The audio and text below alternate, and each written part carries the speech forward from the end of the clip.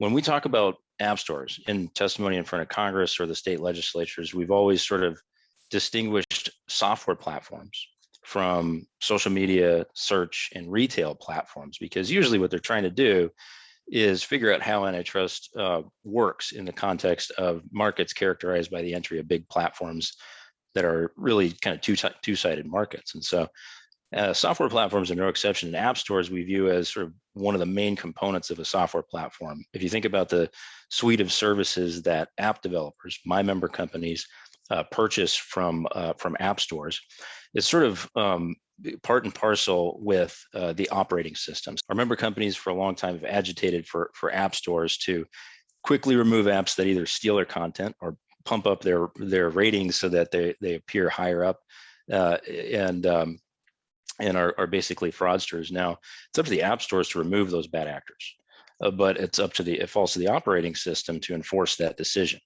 And so when you think about the suite of services that the member companies purchase, it's sort of a combination of those two things. And that constitutes sort of a software platform, and it distinguishes it from social media platforms where the business model is super different.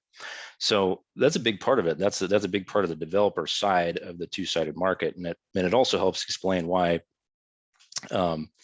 it's so sort of self-defeating to prohibit an app store from preventing sideloading, which is the downloading of unapproved software or unapproved app stores that the software platform hasn't reviewed.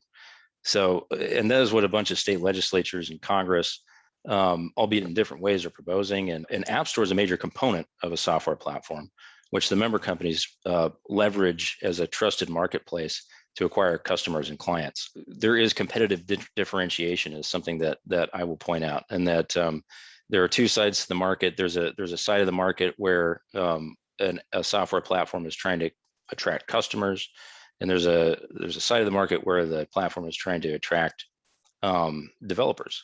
And so you've naturally seen that there's a differentiation in those sets of services. There's no reason to suggest that video game app stores are fundamentally different. And in fact, they compete directly now more so than ever on attracting consumers and attracting developers. So the market is not just iOS. The market is not just Android apps. The market is a little more complex and dynamic than something as simple as that.